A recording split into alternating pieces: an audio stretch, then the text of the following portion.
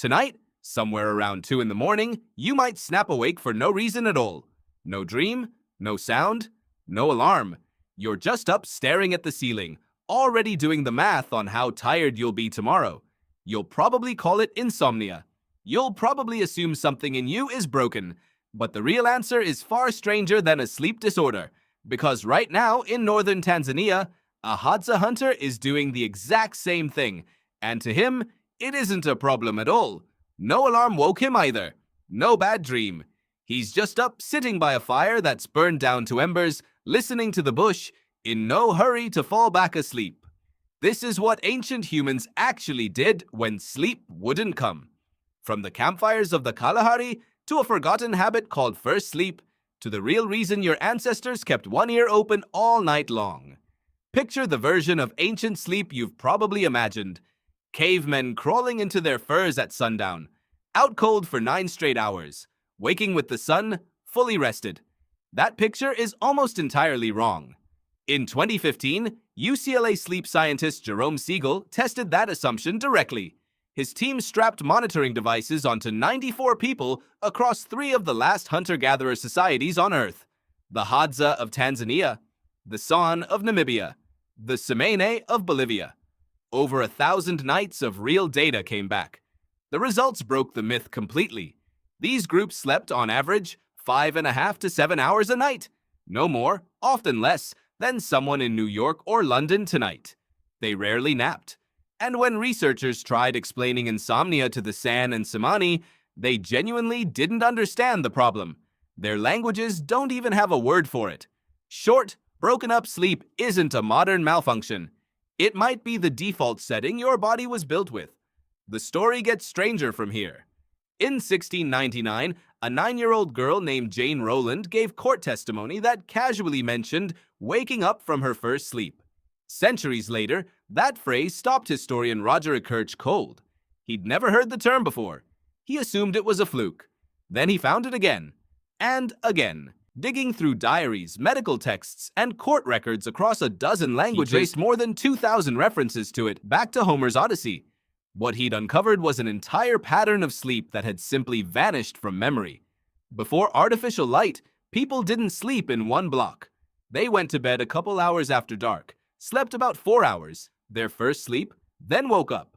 Not panicking, not checking a clock, because there wasn't one, just awake, in the dark, for an hour or two. In that window, they lived a second mini-life. Chores, a crying child, prayer, a visit to a neighbor. One 16th century French doctor even told couples the best time to conceive wasn't the end of a long day. It was here, in this gap, when people were calmer and more present with each other. Then they climbed back into bed for a second sleep that carried them to dawn. This wasn't rare. It shows up in Chaucer, in French medical guides, in the diaries of ordinary households for over 1,000 years. It didn't vanish because it was unhealthy. It vanished because gaslight and later electricity pushed bedtimes later and crushed the night into one unbroken block. By 1911, an American newspaper advice column suggested splitting your sleep into 2 shifts, as if this were a bold new idea. It was the oldest sleep pattern your species ever had. So if you've jolted awake at 3 in the morning and assumed something was wrong with you, here's the truth. For most of history, that wasn't a malfunction. That was just a normal Tuesday. But why would human sleep evolve to break apart this easily? The answer isn't about rest. It's about staying alive. A sleeping human is blind, unarmed, completely still.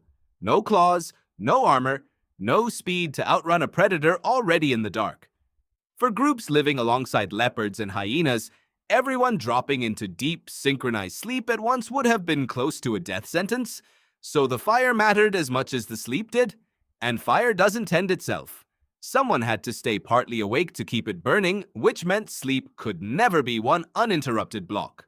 Anthropologist Polly Wiesner studied modern hunter-gatherer groups and found firelight rewired how people spent their evenings, pulling conversation toward the stories and shared history that held the group together.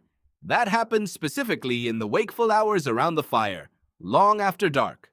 Then there's the math of sleeping in a group. If sleep is staggered across 10 or 20 people, someone is almost always semi-alert. A group sleeping in perfect identical blocks would have had long stretches where nobody was listening. A group with broken sleep never did. Modern sleep science even has a name for the lightest stage your brain drops into, a built-in listening period, tuned to catch unfamiliar sounds while the rest of the body still rests. That's not a flaw in the system. It's the reason your ancestors are your ancestors, and not something's dinner. The San and the Tsimane don't just sleep differently than you. Their languages have no word for insomnia at all, because waking in the night was never a disorder to name. It was just what a night was. You didn't inherit broken sleep. You inherited the cure for it. Light that never turns off. Walls that keep out every predator. A world with nothing left to listen for. And somewhere along the way, the leftover instinct that used to keep your ancestors alive quietly got relabeled as a disease. So the next time you wake up at 2 in the morning for no reason at all, know this: you're not malfunctioning. You're doing something your species has done since before language, before fire, before you were even fully human. You're just keeping watch.